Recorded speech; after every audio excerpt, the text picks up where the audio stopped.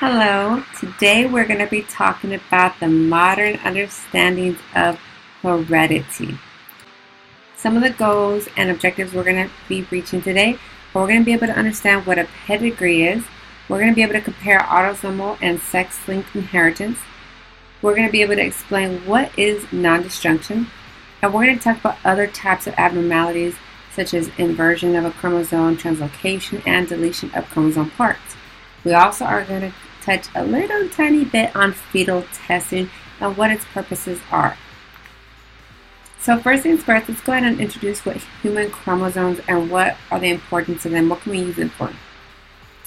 There's actually inheritance patterns in humans that are typically studied by tracking observable traits in families over generations of time.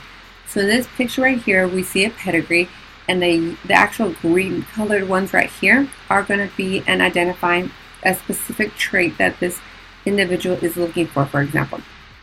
These would be our normal individuals, where our squares are your male and your circles are your female. So wherever there's actually a cross right here, that means they copulated or they actually had children together. So this first generation, we have this female and this male. They copulated. They had 4 offspring. Then right here, this daughter of theirs actually got with this man right here in the second generation, and they made 3 offspring, 2 girls and 1 boy, and so forth and so forth. But all in all, in this pedigree, you can actually see this trait that is randomly showing up, maybe skipping every other generation. So they're observable traits in families that we're observing over time. So let's go ahead and get into a pedigree so you can understand if you ever look at one, or let's say you want to do your own family history and you want to go ahead and identify if there's any kind of genetically inherited disease, and you want to go ahead and make your own family tree. You want to make a pedigree so you can find out what's the likelihood of it showing back up again. So this is how you would do it. First things first, a pedigree, be able to define this, okay? It's a family tree that is used to describe and trace inheritance patterns of particular traits. We're going to be able to also determine if it's a dominant or recessive according to how often it shows up in that pedigree. Remember, if it's a square, it's a male. If it's a circle, it's a female. If you put a line between those two, then that means there was either a marriage or a mating that occurred. Right here, if you go ahead and completely shade a square or circle in, that means that that individual is showing up phenotypically with that trait. And remember, if you kind of have these branching off right here, down from one copulation or one mating, that means these are the offspring of those two that mated. Right here, when you see those Roman numerals along the side of a pedigree, those are the different generations. And remember, females can be carriers, which means they have an allele with that trait, but they don't show up phenotypically with the actual disease. So that's right here, what I'm showing you right here. When you half shade a circle, then you are actually identifying them as a carrier. They're not phenotypically going to show up with that trait once again, but they do carry that allele. So first, we're going to go ahead and separate these different kinds of inheritance between autosomal inheritance and sex-linked inheritance. Autosomal are your body cells. So you're going to be all 22 pairs of chromosomes that are not sex chromosomes. They can either be dominant or recessive, and those are the first ones we're going to talk about in these next couple slides. If there's an autosomal dominant inheritance that you see, number one, you're going to see that heterozygotes and homozygote dominant individuals are going to show up in that pedigree with the trait.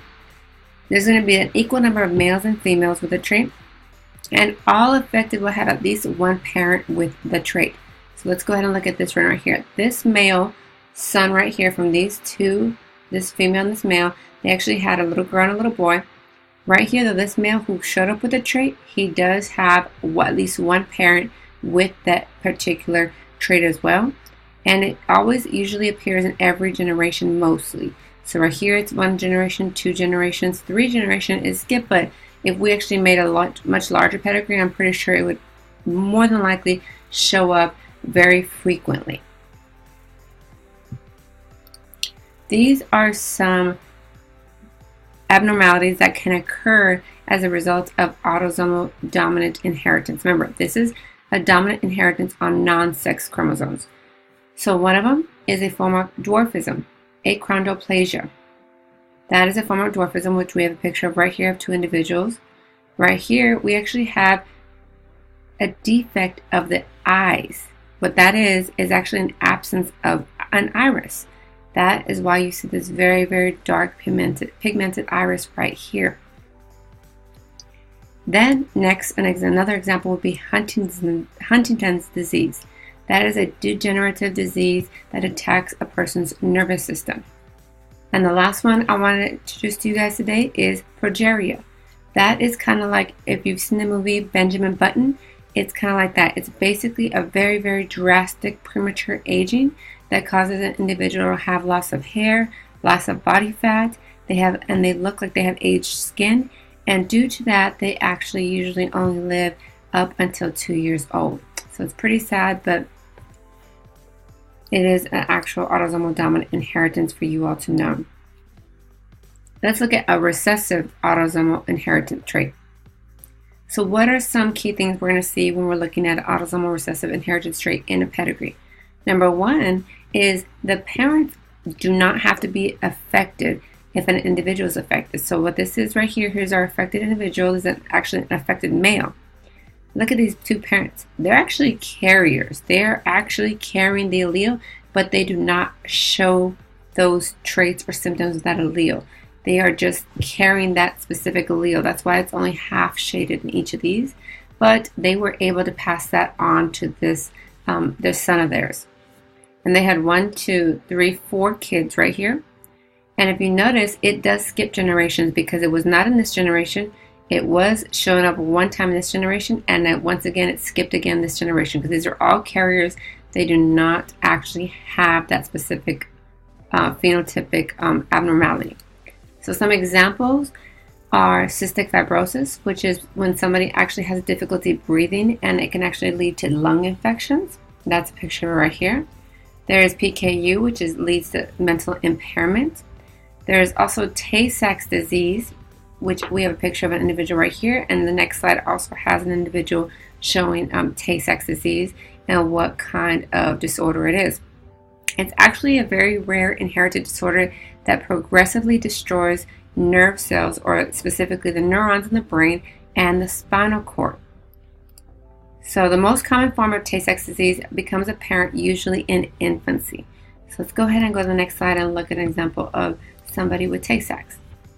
This individual is named Connor.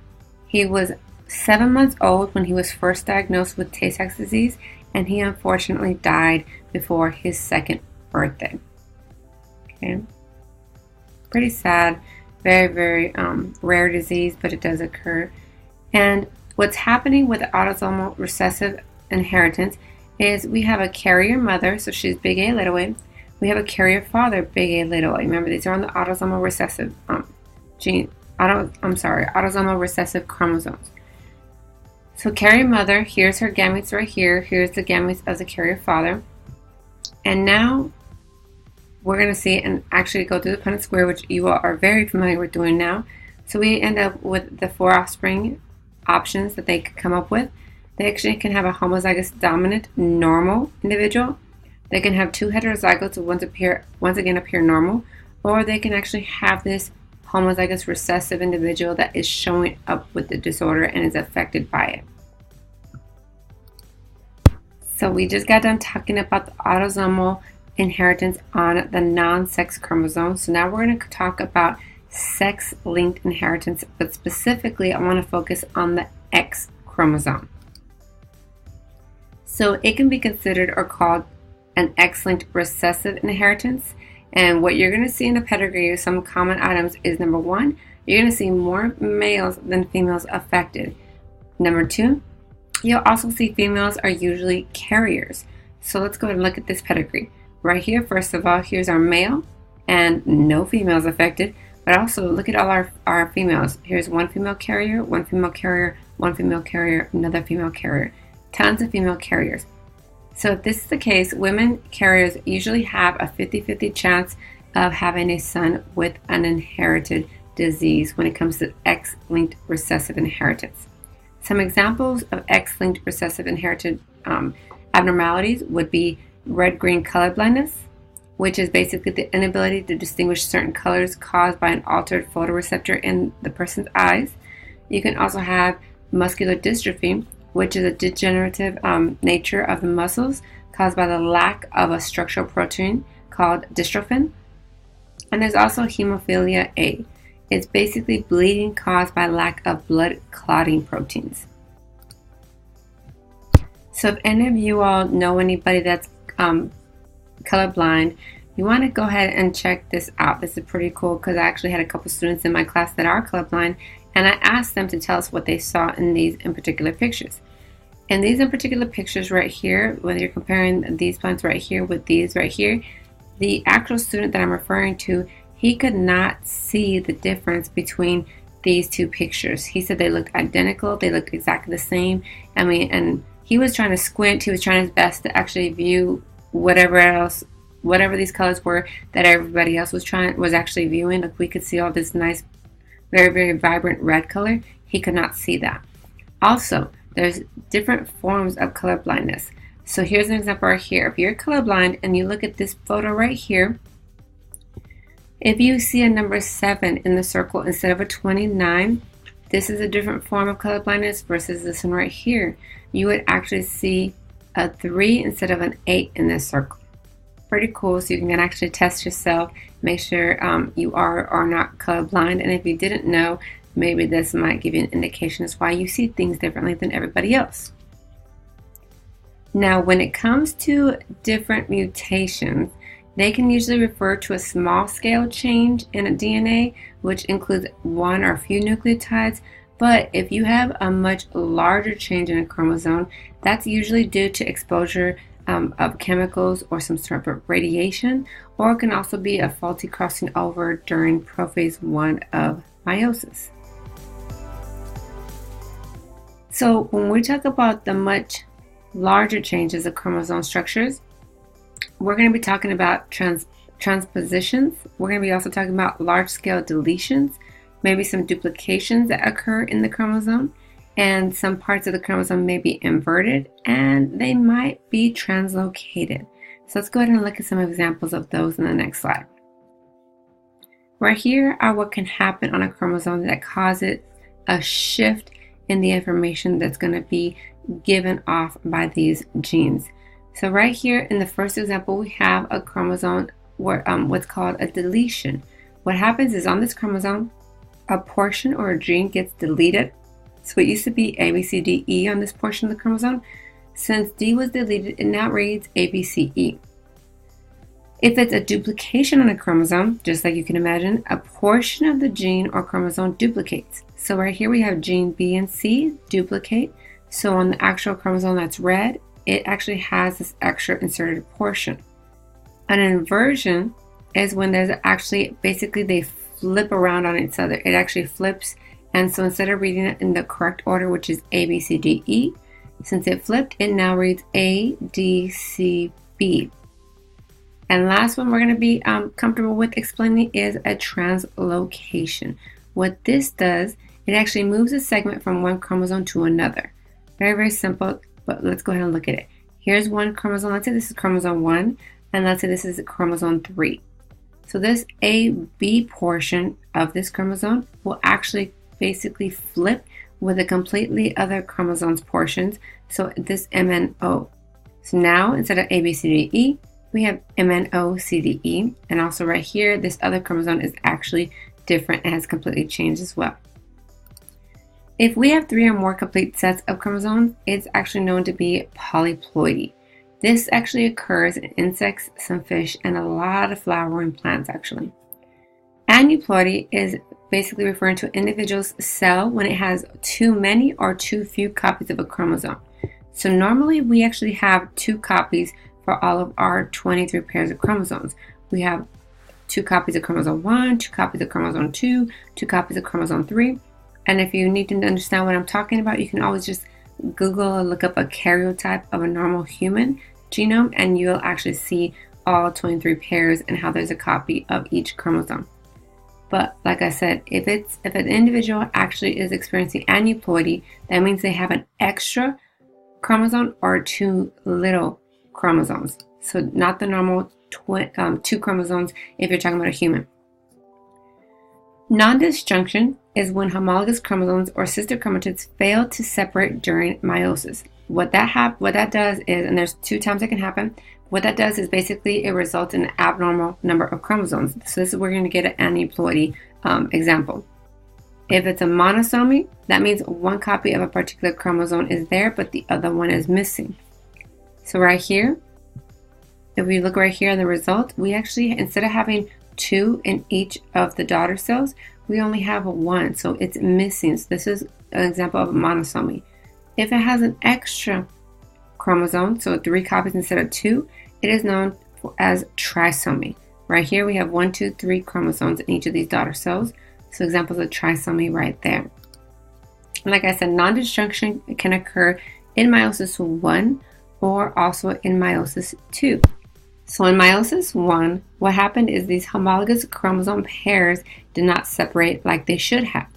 Normally, the red one should have come to this side and that big blue one should have gone that way.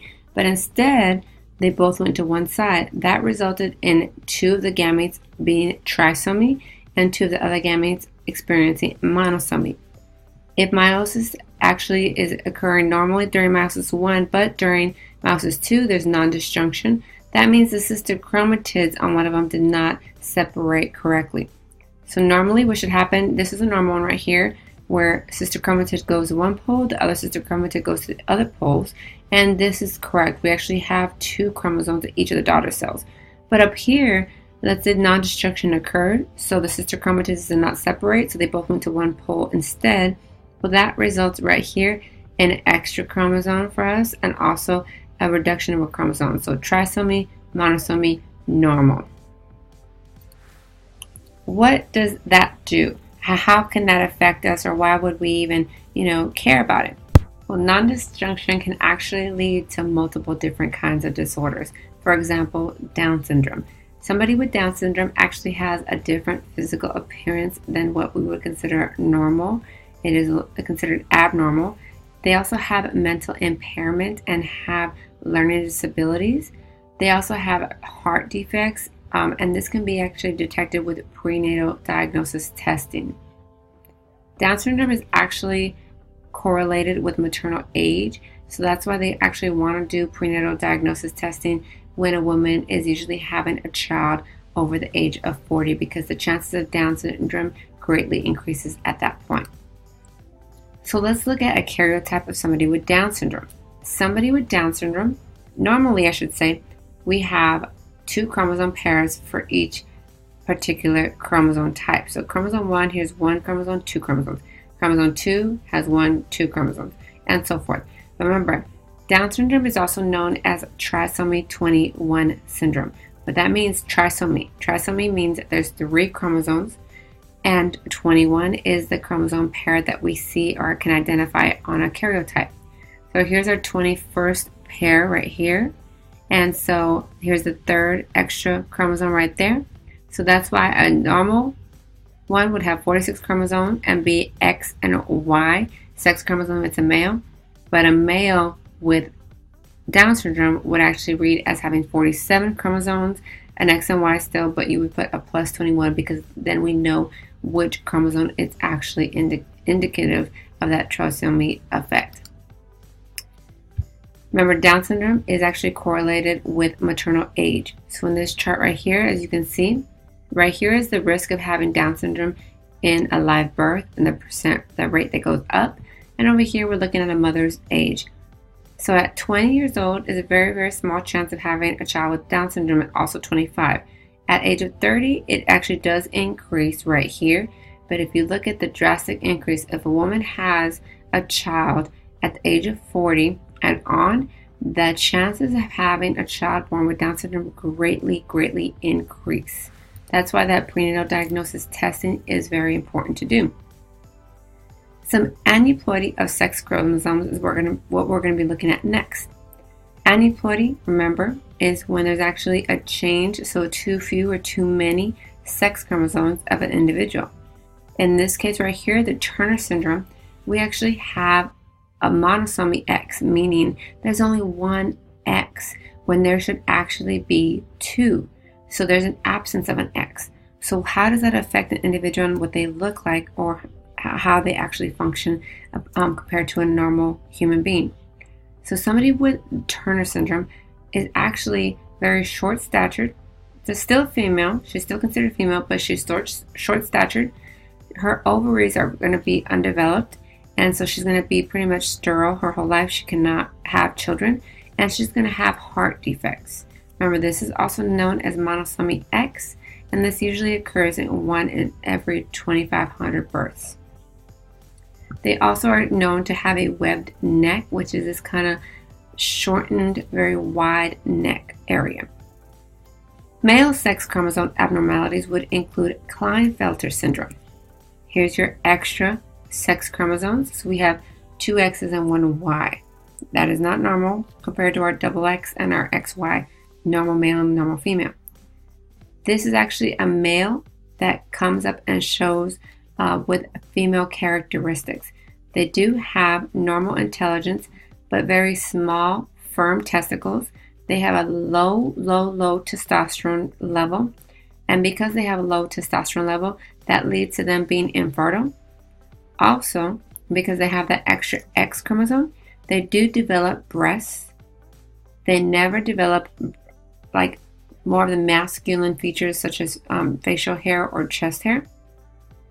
And they actually have a decreased libido as well. So what defines gender? Number 1, our genitals define your gender. Your gonads, which is your internal reproductive portion, that actually defines the gender as well. We have chromosomes that define gender, such as XX and XY. And what exactly gives us a sense of being a man or a woman?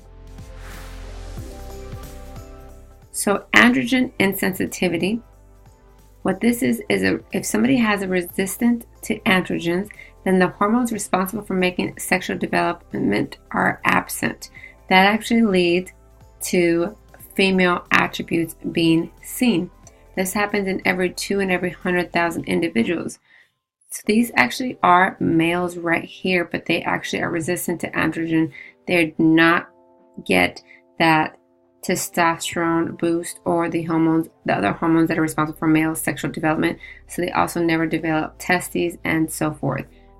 But they actually show up as genetically, they're going to show up as male. So if you pulled their blood and looked at their blood, they would actually have an XY an XY karyotype in their DNA. So these are actually males, like I said, but they are unable to develop normally as a male. So they actually look a lot more female with female characteristics versus male. And some diseases that are caused by structurally altered chromosomes are, number 1 is Cru du Chat syndrome. This is actually caused by a deletion in a chromosome. So Cru du Chat syndrome, if you looked up an example or you wanted to see an educational video of it, what it is the infants actually sound like cats crying. They literally sound like they're meowing. That is a huge indicative symptom of a child born with Cru du Chat syndrome, among other abnormalities that they will show later on in life. Certain cancers are actually caused by translocation of chromosomes. And if you remember, translocation is when a portion of one chromosome actually gets changed and switched with a different chromosome, completely different. So it's not going to change with chromosome 9, it will actually change with chromosome 22 in this example here. So this can actually lead to cancer. So with all these different abnormalities that could possibly occur when somebody's having a child, that is why they actually developed what we call genetic screening. So this is a way that parents who maybe have some sort of genetic disorders that run in the family, they want to come together, they love each other, they want to co-populate, but they want to know their chances of having a child born with that disorder as well. So first things first, genetic analysis starts with parental karyotypes, pedigrees, and genetic testing for known disorders of the family. Some genetic screenings that we're going to be talking about are going to be prenatal diagnosis screenings. That's when we're actually going to be testing the embryo itself or the fetus in order to go ahead and determine the sex or even the genetic problems or normalities that are going to be born with that child as well. Some disorders can be detected early enough so that they can actually do countermeasures before the symptoms even develop. For example, most hospitals in the US now actually screen newborns for PKU. So somebody with PKU cannot produce the amino acid or the protein known as phenylalanine. So what they do is they give them a different alternative diet to be on for the rest of their life, but that is an awesome way of not having any PKU-like symptoms that individual would otherwise, without knowing, have by just eating normal foods like we all do. They would actually know and be on a specific special diet for themselves. Non-invasive techniques when you want to do genetic testing or genetic screening would be sonography or ultrasound. So obviously there's not going to be any damage or any harm that's been shown that occurs to the child, the unborn child, when you do an actual ultrasound. Now, on the other hand, there are invasive procedures, okay? Fetoscopy, for example, is the one you're seeing in this picture right here. You have a very, very, very long needle known as a fetoscope, and that gets inserted into the actual womb, into the amniotic sac. And then what they do is they remove some of the fluid so they can go ahead and make a karyotype and view the DNA of that child. So some other invasive procedures would be amniocentesis and chorionic villi sampling. These three are all invasive and can cause some damage to the unborn child or even to the mother because it is an invasive procedure. So amniocentesis is when you actually remove some fetal cells from the amniotic fluid. So this is amniotic fluid in the amniotic sac that this child is in. Really, really cute picture. I like this picture. So this is actually amniotic fluid. So what somebody's going to do is they're going to come in here, put a nice long needle in the mother's womb, first of all, and then actually be able to secrete some of that fluid so they can use it for genetic testing of those disorders. Another example of an invasive procedure would be chorionic villi sampling. So this is actually pointing to this chorion sample right here, or this chorion cells. So this is actually attached to the uterus of the woman. So they would basically take a biopsy of this right here. They just come in and they have like a little clamps, and it goes into the woman. It clamps down on a piece of these cells right here, and then they pull it out, and it's a tiny, tiny little piece. That's all they need, but they just need enough so they can go ahead and use that for genetic testing, and so they can predetermine any kind of unknown genetic disorders or even known genetic disorders that may be passed on throughout that family's generations. So a really, really good option now is that families, or I should say couples, can actually do what's known as in vitro fertilization. And what they can do with that is they can actually, before they do an in vitro fertilization, which is they're going to implant a fertilized egg into the woman, is they're going to actually test pre-implant to test to see if there's any genetic disorders in that specific embryo. So number one, they get an undifferentiated cell removed from the early embryo. The genes are examined, and if they're all good to go and they don't see any kind of mutations or any kind of disorders, then and only then will they go ahead and insert that embryo or that fertilized egg into the woman so that it can develop hopefully into a nice, healthy young child. So let's go ahead and recap a little bit so we can know and kind of be able to grasp everything that we learned today. Number one, we discussed what a pedigree is, and you should know how to explain or how to look at one. We explained the difference between autosomal and sex-linked inheritance. We also explained non-disjunction, both in meiosis 1 and in meiosis 2, and we looked at all the different kind of abnormalities that may come from non-disjunction. Also, we talked about chromosome changes or alterations with inversions, translocations, deletions. And last but not least, we also talked about fetal genetic testing for an unborn child. If you have any questions, go ahead and post it on the discussion board. and I'll see you soon.